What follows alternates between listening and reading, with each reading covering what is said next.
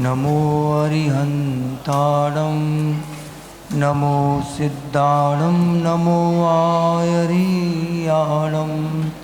नमो वज्रायाणं नमो लोये सब्बसाहूणम्। योगी चिंतामणि पार्श्वनाथ भगवान की, मूल्य श्री संभवनाथ भगवान की, आचार्य भगवंत श्री विद्यासागर जी महामुनिराज की, आचार्य श्री समय सागर जी महामुनिराज की, मुनिवर श्री 108 अजित सागर जी महामुनिराज की, 3 कम 9 करोड़ मुनिराजों की, उत्तम सत्य धर्म की, पूज्य मुनिवर श्री निराग सागर जी महाराज की।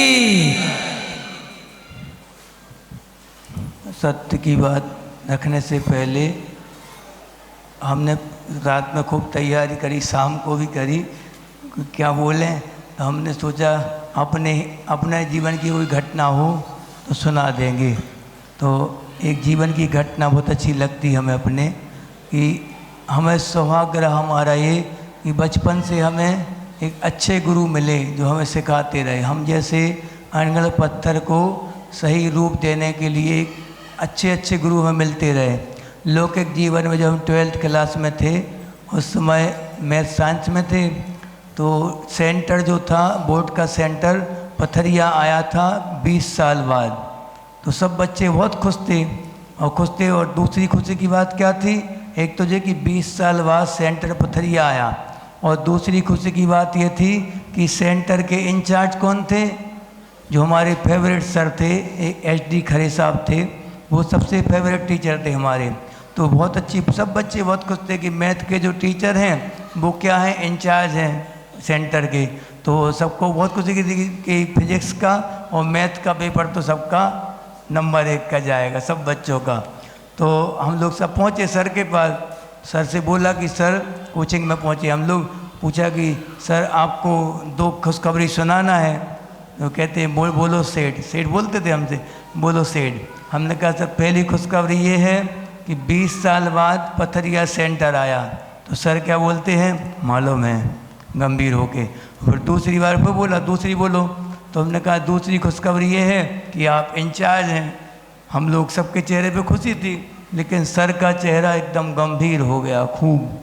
तो सर क्या बोलते हैं, बोलो क्या बात है, इससे क्या होगा। तो हमने कहा सर फिजिक्स का पेपर तो हम लोगों का, फिजिक्स का और मैथ का पेपर तो 100 मार्क मिलेंगे। तो सर का चेहरा एकदम बिल्कुल बहुत गंभीर हो गया, और वो गंभीरता से क्या बोलते हैं कि सुनो सेठ, कि परीक्षा का घंटा बजने के 5 मिनट पहले तक तुम हमारे शिष्य हो, हम तुम्हारे गुरु हैं। जब घंटा बजेगा परीक्षा का 5 मिनट पहले, उसके बाद तुम भूल जाना कि हम तुम्हारे गुरु हैं। सबसे पहला फॉर्म अगर हम भरेंगे तो तुम्हारा भरेंगे, ये बोला सर ने। उस दिन लगा कि कितना बड़ा रोल होता है जीवन में गुरु का। और एक और घटना हमें याद आती है आचार्य श्री की, कि जब हम आचार्य संघ में थे उस समय 2015 की करीब घटना है, गौड़ झामर में थे हम लोग, जब गौड़ तेंदुखेड़ा में, तेंदुखेड़ा की घटना है कि हम लोग जब आचार्य श्री के साथ ड्यूटी पे जाते थे आहार कराने के लिए, आप लोगों से बचाने के लिए गुरु जी को, क्योंकि आप लोग डकैती करते थे आहारों में, बिना पूछे घुसपैठ करते थे दूसरे के चौके में आचार्य जी को हार देने। तो हम लोग जाते थे गुरु जी की सुरक्षा करने के लिए, जितना हम लोगों से बनता था। तो उस दिन गए और हम लोग करीब 10:30 पे हम निकले आहार को निकले, और पहले ही गिलास में अंतराय हो गया, बैठ गए सीधे। अच्छी गर्मी भी थी तो उस समय। अब जैसे ही बैठे और कुल्ला कर रहे थे नीचे बैठ के, तो कुल्ला करते समय हमें लगा कि एक बूंद पानी अंदर चला गया, ऐसा हमें लगा। तो हमने गुरु जी को बताया जाके कि आचार्य श्री, कुल्ला करते समय ऐसा लगा कि एक बूंद पानी हमारे अंदर चला गया, वो अंतराय तो हो गया था। तो फिर आचार्य श्री ने उस समय कुछ नहीं बोला, ईर्यपत के समय सबको आशीर्वाद देते और ईर्यपत भी कर ली 10 मिनट की। हम लोग करते ना आहार के बाद, जो ईर्यपत करने के बाद गुरु जी क्या बोलते, एकदम सब लोग उठने लगे, नमोस्तु करने लगे आपस में। जब आचार्य श्री ने बुलाया अलग से, इधर आओ, एकदम लाल आँखें गुस्से में, खूब तेज डांटा आचार्य श्री ने, बहुत ज़ोर से डांटा। डांट के क्या बोलते हैं कि इतना तेज डांटा, और डांट रहे थे उस समय। संभव ही ने बोला कि आचार्य श्री उनका पहले गिलास में अंतराय है। तो आचार्य जी क्या अंतराय है, तो क्या हो गया, ऐसा करके खूब तेज डांटा। और डांट के एकदम, और फिर इतना बड़ा प्रायश्चित दिया कि जो कि मूल गुणों के टूटने पे मिलता प्रायश्चित ऐसा दिया। हमें भी बहुत बुरा लगा कि हमें कोई गलती नहीं थी, तो सच बोला, ऊपर से डांट दिया। तो फिर बाद में अब गए, सबको साम्राज्य को थोड़ी धक्का लगा कि अच्छा जी कैसा कर रहे, तो हम गए सामायिक करने लगे। सामायिक में खड़े थे हम, और खड़े होकर सामायिक कर रहे थे, सोच रहे थे कि हमारी गलती क्या, आंसू आ रहे थे बार बार, क्यों डांट दिया चाची ने इस बात पे। तो फिर एकदम से याद आया कि 2 मूल गुण टूट गए।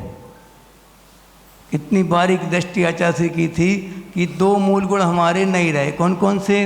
पहला मूल गुण क्या था कि खड़े होके भोजन करना। तुमने बैठ के भोजन किया, यानी एक बूंद पानी अंदर गया तो भोजन में तो आएगा वो, तो एक बूंद पानी तुमने बैठ के पिया। और दूसरा क्या था? एक भुक्ति का रहता है मुनियों का, आमरण उनका नियम रहता है मुनियों का कि आहार करेंगे एक ही बार करेंगे, बस दिन में एक बार लेंगे भोजन। और हमने क्या एक बार खड़े होके लिया, एक बार बैठ के लिया, 2 भुक्ति हो गई। तो ये 2 मूल गुण टूटे। तो हमें उसी समय बिल्कुल खड़े खड़े हमने अपनी पीठ थपथपा ली कि ऐसे गुरुदेव मिले हैं, निश्चित संभालते रहेंगे जीवन में हमेशा। ये सत्य क्या कहलाता? सत्य पे सच्चा होना और सच्चाई की बात करना। और क्या लक्ष्य हमारा क्या होना चाहिए? लक्ष्य होना चाहिए हमारा सच को पाना। और संकल्प क्या होना चाहिए? सच्चा होना। और हमारा प्रयास क्या होना चाहिए? सच बोलने का प्रयास होना चाहिए जीवन में हमेशा। अब 4 कसाएं जब जीवन में निकल गई, हम तो ये सोच रहे थे आज बैठे बैठे कि इतने 4 दिन से आप लोग सुन रहे हो कंटिन्यू कि आप लगातार आने के भाव भी बनाते हो और आते भी, यहाँ बैठते भी इतने घंटों तक बैठे रहते, पूरे दिन भर में पूरा प्रयास करते, उपवास के बाद भी 10-10 उपवास होने के बाद भी कितने अच्छे से पूजा कर रहे बैठ के लोग। तो खुशी होती है कि इन लोगों ने वाकई में कितना पुण्य संचय कर लिया अपने जीवन में।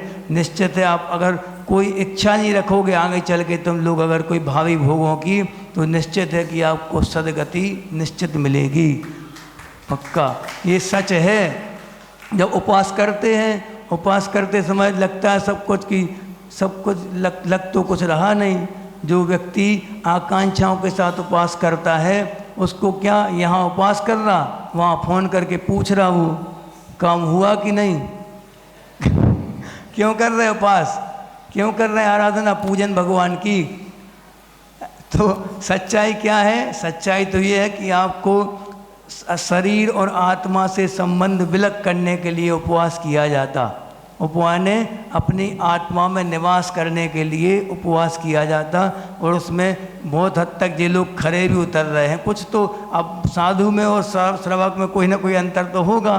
और फिर अन्न का कीड़ा था, 4-4, 5-5 टाइम खाने वाले एकदम से 10 दिन के लिए अन्न जल का त्याग कर दें तो दिक्कत तो जाएगी, स्वाभाविक बात है। लेकिन फिर भी इतना विश्वास उनके लिए है और 5-5, 6-6 दिन से कंटिन्यू 10 दिन का संकल्प कर रहे हैं कि 10 दिन उपवास करेंगे। मौसम भी साथ दे रहा है, क्यों नहीं देगा साथ? सच्चाई का साथ तो सब देते, देवता भी देते हैं, देवता तक तैयार रहते हैं। वो तो उनका काम ही ये है देवताओं का कि जो भी मनुष्य गति में और त्रिंच गति में जो भी अपने मन को स्थिर करेगा, मन को धर्म में लगाएगा, उनकी रक्षा के लिए हमेशा देव तैयार रहते। सत्य की रक्षा के लिए देवों का काम हमेशा चलता रहता है। यहाँ हो चाहे विदेश क्षेत्र में हो चाहे कहीं भी हो, सत्य की रक्षा करना उनका कर्तव्य है देवों का। देवों ने कोई ऐसा नहीं किया आपके ऊपर मौसम को अनुकूल बना के या कुछ भी, उनका एक कर्तव्य है वो, क्योंकि वो भी सच के दीवाने होते हैं। उनको भी इच्छा रहती कि हम भी जब मनुष्य बनेंगे तो ऐसे ही तप करेंगे, हमारी रक्षा करें। ये लोग ये भाव नहीं रहते, लेकिन सत्य जहाँ रहेगा वहाँ देवों का काम हमेशा रक्षा करना होता है। चाहे वो ब्रह्मचर्य संबंधी हो, चाहे किसी भी व्रत संबंधी हो, चाहे अहिंसा के संबंधी हो, सभी जगह देवों का कार्य क्या होता है कि सत्य जहाँ होगा वहाँ वो आएंगे और वहाँ उनकी रक्षा करेंगे, उनका कर्तव्य होता। अब इसमें एक कहानी सुना दें आपको छोटी सी कि एक पिता रहता है, पिता वृद्धावस्था के करीब जाने वाला होता है। जब पूर्णावस्था में होते हैं तब उनको चिंता लगती है कि हमारे 4 बेटों को सत्य की खोज कर पाएंगे कि नहीं, जीवन भर ऐसी चिंता उनके लिए होती है। और आज के पिता के लिए क्या चिंता होती बेटों के बारे में कि बेटा अच्छा ऑफिसर बन पाएगा कि नहीं।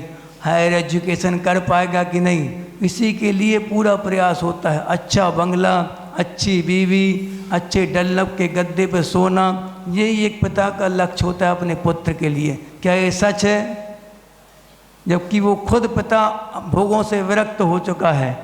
खुद के उससे पूछो, पर्सनली उससे पूछा जाए कि आप खुश हैं अपने जीवन से, जो आपने इतना जीवन भर संघर्ष किया, ग्रस्त जीवन बसाया और इतने भोगों में आप रहे, इतने आलीशान आपने जीवन जिया, तो वो खुद बोलता है कि ये सब बेईमानी है। तो फिर पुत्र के प्रति क्यों बेईमानी कर रहे? उसको भी सच का ज्ञान दो, उसको भी सच की राह दिखाओ कि सच ये नहीं है, सच इनसे विरक्त होने में है, भोगों से विरक्ति में ही सत्य है जीवन का। ऐसा सत्य की चिंता उस पिता के लिए हुई। तो पिता ने क्या किया? पिता ने उन चारों बेटों को बुलाया और उनको कहा कि तुम जाओ और पूरे विश्व में आप कहीं भी जा सकते हो। स्वतंत्र उनके लिए बहुत सारे पैसे भी दिए, सब कुछ किया और उनसे बोला कि सत्य को पाके लौटना। तो सब बेटों ने तय कर लिया, सब बेटे आज्ञाकारी थे। सब बेटों ने तय किया कि हम सब 12 साल बाद पिता से मिलेंगे और पिता के साथ अपन रहेंगे 12 साल बाद, ऐसा बोला। तो सभी बेटे गए और अपने अपने हिसाब से उन्होंने सत्य की खोज की। जब चारों बेटे लौटे, उस समय तक पिता वृद्धावस्था के अंतिम पड़ाव पे थे। वो बिल्कुल खाट पकड़ ली थी, उनने हिम्मत रहती नहीं थी। तो फिर चारों बेटे आए और पिता को नमस्कार करके बैठ गए, वहीं पे खड़े हुए पिता के सामने। पिता ने सबसे पहले बेटे को बुलाया, उन पूछा तुमने क्या पाया जीवन में, सत्य की खोज कहाँ तक तुम्हारी सफल हुई? तो पहले बेटे ने क्या किया? पहले बेटे ने सच्चाई की गाथाएं बता दी, बहुत सारी ऋचाएँ सुना दी वेदों की, ये सब उनने सांगोपांग वर्णन कर दिया सत्य के बारे में। तो पिता संतुष्ट नहीं हुए। दूसरा बेटा आया, दूसरे बेटे ने सूत्र ग्रंथों को सुना दिया और इसके बाद पिता ने, उसके बाद ही पिता संतुष्ट नहीं हुए। फिर तीसरा बेटा आया, तीसरे बेटे ने क्या किया? बहुत अच्छे अच्छे नीति वाक्यों में सच के बारे में जो लिखा था, बड़े बड़े ऋषि मुनियों ने सत्य के बारे में खोज की थी, वो सबका सब बता दिया। फिर भी पिता संतुष्ट नहीं हुए। अब पिता को लगा कि मैंने अपना पूरा जीवन इन बेटों के लिए कुछ प्राप्त नहीं किया, करवाया हमने। हम कैसा जीवन हमने जिया अपने जीवन में, ना हम खुद सत्य की खोज में निकल पाए और बेटों के लिए भी हम पूर्णतः से सत्य का परिचय नहीं करवा पाए। तो फिर चौथे बेटे से उम्मीद पूर्वक उन्होंने देखा चौथे बेटे की तरफ। चौथे बेटे की नज़रें पिता से बिल्कुल एक में एक हो गई नज़रें। बहुत वात्सल्य प्यार के साथ ने पिता को नमस्कार किया और नज़रें नीचे करके उनके चरणों में बैठ गया। तो पिता इतने संतुष्ट हुए, उन्होंने उठ के और बेटे को गले लगा लिया। उन्होंने उसको कहा कि मेरे जीवन भर की साधना आज सफल हो गई। मेरे एक बेटे ने तो कम से कम सत्य को पा लिया। यानी कि मन में जितनी कसाय मंद होंगी, जितना विनीत भाव होगा, उतना उतना उसने सत्य को पा लिया। हम पहले भी बोल चुके, रोज़मर्रा जी वो लोग बोलते हैं सभी लोग कि आपको क्या 4 कसायों का अभाव होगा तब जाके सत्य प्रकट होगा। और उस बेटे के जीवन में कसायों की बिल्कुल मंदता आ गई थी, तब जाके उसने सत्य को पा पाया। और उस जीवन में उस पिता के लिए सबसे ज़्यादा खुशी हुई। ऐसी खुशी हमें होती क्या? जब हमारा बेटा सत्य की ओर जाता है। जब इस प्रकार सत्य को पाने के लिए बहुत अच्छी चीज़ महाराज जी ने बताई थी, क्षमा सागर जी ने, कि बहुत 4-5 चीज़ें उन्होंने बताया कि क्या करना चाहिए हमें सत्य को प्राप्त करने के लिए। हम 2-5 मिनट में आपको बता रहे हैं। सत्य पर कभी संदेह नहीं करना। जो सच बोलने वाला है उसके ऊपर संदेह नहीं होना चाहिए, वरना उसके क्या होगा? सत्य के ऊपर से विश्वास उड़ जाएगा।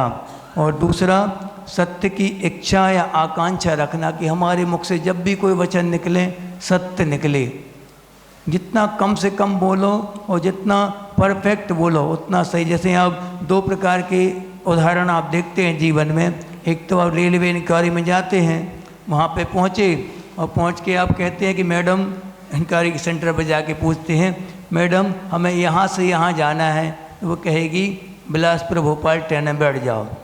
ठीक है, ये बता दी, अब चुप हो गई वो। तुमने अगला क्वेश्चन किया कि वो ट्रेन कब आएगी, उसने कहा 2 बजे आएगी। शांत हो गई, बस एक शब्द में उत्तर दे के शांत। फिर तीसरा क्वेश्चन फिर किया, कौन से प्लेटफॉर्म पे आएगी, उसने कहा 1 नंबर प्लेटफार्म पे आएगी। देखो कितना लिमिटेड, जितना लिमिटेड होगा उतना ही संभल के बोलेगा वो, ये पक्का बात। फिर अब वहाँ दूसरा उदाहरण क्या है इसका, जो क्या कहते हैं उसको, कंपनी के फ़ोन आते हैं जो, उसमें क्या अनलिमिटेड टॉक टाइम, बोलते रहो दिन भर। जैसे महिलाएं करती ना बात मम्मी से, मायके में होती बातें 1-1 घंटा 2-2 घंटे तक कंटिन्यू बातें चलती। ऐसे में क्या होगा, आप यहाँ की बात वहाँ जाएगी, ये पक्की बात है। हमारे पास कोई नव दंपत्ति कोई आते हैं शादी के लिए तो यही सलाह ज़रूर देते हैं कि अपनी माँ से संपर्क ज़्यादा नहीं रखना। हाँ, लिमिटेड, आप यहाँ कर लो जितनी बातें करना हो, उसके बाद फ़ोन पे बातें ज़्यादा नहीं करना, वरना क्या होगा 2-5 मिनट तो काम की बातें होती हैं, उसके बाद यहाँ की सप्लाई वहाँ होती है फिर पूरी। आज क्या हुआ था, उनने क्या बनाया, नंद ने क्या कहा, भौजाई ने क्या कहा, बस ये बातें, इसके अलावा कुछ नहीं। तो सत्य का प्रकटीकरण हो नहीं सकता। जहाँ ज़्यादा वार्तालाप होंगे वहाँ पे सत्य प्रकाशित नहीं होगा। हाँ, अगर परधर्मियों से बोलना है, विधर्मियों से या फिर अपने वालों से यहाँ बात करेंगे तो फिर भी बहुत सारा वक्तव्य हो सकता, बहुत बातें हो सकती, लेकिन विधर्मियों के बीच में, सबके बीच में अगर बोलना हो तो वहाँ हित में तो प्रिय वचन ही बोलना चाहिए। ये स्पष्ट सत्य के बारे में संकेत दिया गया। पहला क्या होगा, सत्य पर संदेह नहीं, दूसरा हमेशा सत्य की इच्छा रखना, और तीसरा सत्य की कभी उपेक्षा नहीं करना। सत्य बोलने वाले की कभी भी उपेक्षा नहीं करना। जो भी सत्य बोले उसको पुरस्कार मिलना चाहिए, उसको शाबाशी मिलना चाहिए। एक घटना है, एक बेटे ने, एक पिता ने बोला महाराज जी से आके, क्षमा सागर जी से, कि महाराज जी मैं बहुत दुखी हूँ, आज मैंने जीवन भर सपने संजोए थे कि मेरा बेटा सत्य पे चलेगा और मैं ऐसा आचरण करूँगा कि बेटे को कभी झूठ ना बोलना पड़े। मेरे बेटे ने आज मुझसे, 5 साल के बेटे ने पहली बार मुझसे झूठ बोला, तब लगा कि मैं हार गया। तो महाराज जी ने उसको समझाया कि बच्चे झूठ नहीं बोलते, हम समझाएंगे, बात करेंगे उससे। बेटा आया महाराज जी के पास, महाराज जी ने पूछा कि तुमने अपने पिता से आज झूठ बोला? हाँ बोला। उसने तुरंत स्वीकार कर लिया। उसने, महाराज जी ने पूछा क्यों? तो उसने खुद बताया कि हम पिताजी को कुछ नहीं बोला, आपसे बोलते हैं कि हमने क्यों झूठ बोला। जब वो स्कूल गया, स्कूल में टीचर ने पूछा कि जो जो बच्चे होमवर्क करके नहीं आए हों वो खड़े हो जाएं। तो उसको थोड़ी सिर दर्द था, रात में वो होमवर्क कर नहीं पाया, वो खड़ा हो गया, अपने सत्य के पर अडिग था, वो खड़ा हुआ। उसको टीचर ने खूब मारा, खूब डांटा उसके लिए, ठीक है। तो उसको कोई दुख नहीं हुआ, वो बैठ गया। फिर उसके बाद जो बच्चे नहीं करके लाए थे होमवर्क और बच्चे खड़े नहीं हुए, वो उनको कुछ नहीं कहा। तो उसको क्या लगा बच्चे को कि ये अच्छा तरीका है क्या? पहली बार बच्चे को ऐसा लगा कि हम झूठ बोल के बच सकते, हम नहीं होते खड़े तो बच सकते थे। उसको पहली बार उसके दिल में ऐसा लगा। तो उसने क्या किया, घर गया, घर जाके पिता ने पूछा, रोज़ बताता था पिता के लिए कि आज टीचर ने डांटा, आज हमने होमवर्क किया कि नहीं किया, सब बताता था पूरा।